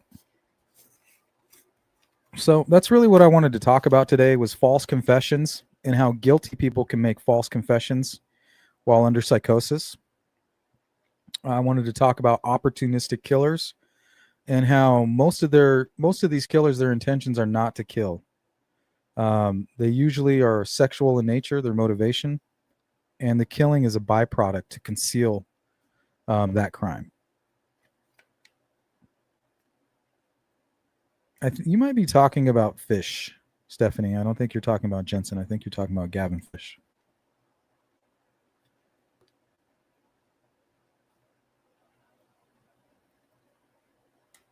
Let me see if I had anything. Okay, so we're proving that the sticks are just there for concealment. Rick even admitted that and covered them with sticks. Yet people want to run around calling them runes. It's ridiculous. And Rick Allen still hasn't had a chance to truly confess to what happened, who else was involved. And until he can do that, he's not going to have peace. The families won't have peace. People covering this case won't have peace. And we'll let all these dark-hearted Richard Allen cheerleaders keep up with the shenanigans, which are absolutely horrendous in my opinion.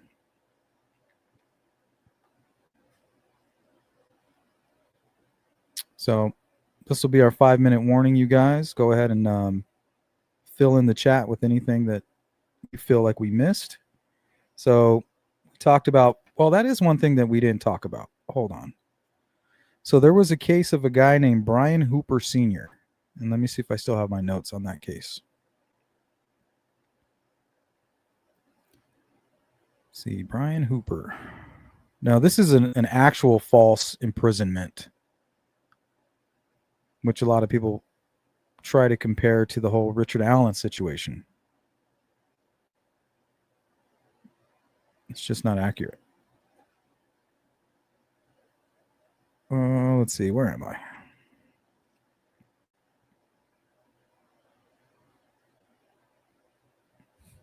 I'm all over the place here.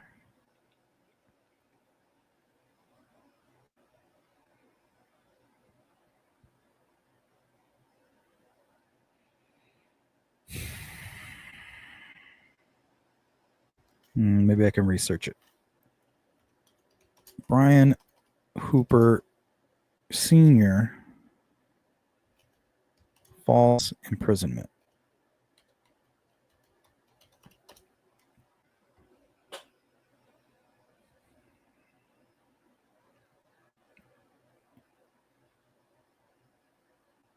Okay, the Brian Hooper Sr. case. Victim Ann Prasniak, 77, found dead April 15th, 1998 in her apartment in Minneapolis. Body was stuffed in a cardboard box, wrapped in a mattress pad, and garbage bags.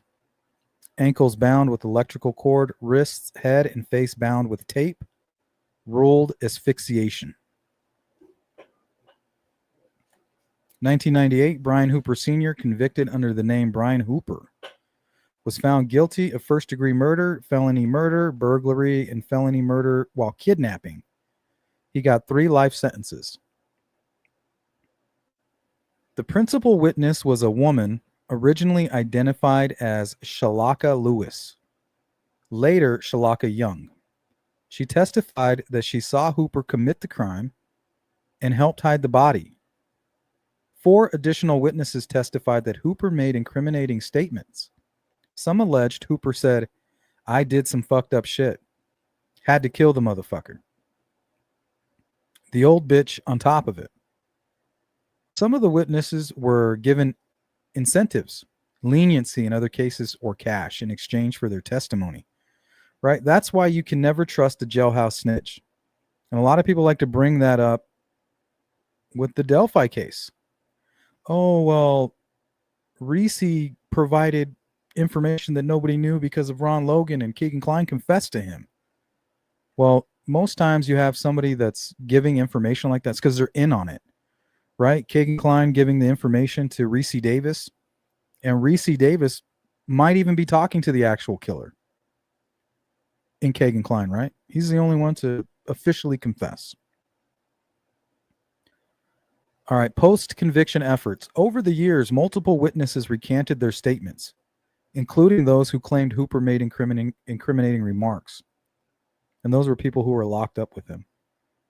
Hooper filed several petitions for relief, post-conviction, all initially denied, even after recantations. In July of this year, Shalaka Young, formerly the star witness, signed a statement handwritten confessing she alone committed the murder of Prasniak.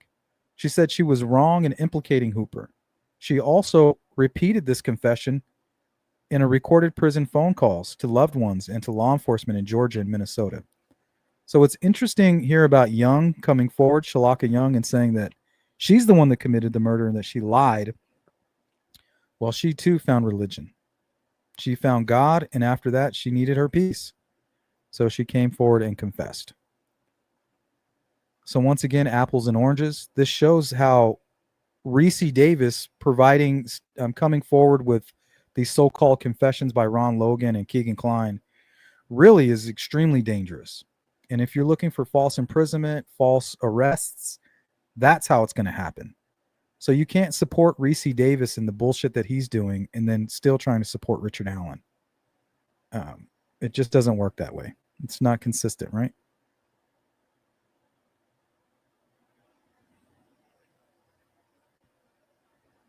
So we don't have that with Richard Allen. We don't have some Reese Davis saying, oh, well, Rick Allen confessed to me while he was locked up in prison. No, we actually have factual information. We have a detailed confession by Richard Allen at the very point where he was healthy. We have 2 phone calls to back it up. And we know that his wife really wouldn't allow him to confess. So that's why we're still playing this game. When in fact, there's a lot we don't know. And Rick Allen could definitely be the one to clear that up. So if you guys are part of the replay crew and you have anything to add to this, please leave me a comment. If you guys want to send me a private message as follow-up, you can always email me at sleuthintuition@gmail.com. And all of you who continue to support my channel by becoming members, sending tips to the Cash App, I really appreciate you guys. And if you can't hit the Cash App, just hit the like button. Leave a comment, share the video, shoot me an email, send me ideas for future live streams and things like that. Let's talk it out. Let's talk with people who want to talk. Let's talk with people who are actually seeking the truth, seeking answers and clarification on these types of true crime cases, not just searching for clicks and feeding that entertainment bug that people are seeking, right? Oh, I need my fix. The truth isn't entertaining. This lone CVS worker, no, that's not doing it for me. You know, I need Odinism. I need Freemasonry. I need faked alibis that are, you know, being supported by corrupt cops. That's what some people want. You're not going to get that here. We're dealing with factual information, and we're providing our interpretation and how we get from point A to point B. If you can't do that here, you're really just wasting your time and you don't belong here. But to the rest of you, thank you so much for the support, and I'll see you on the next one. Peace. I rest my case.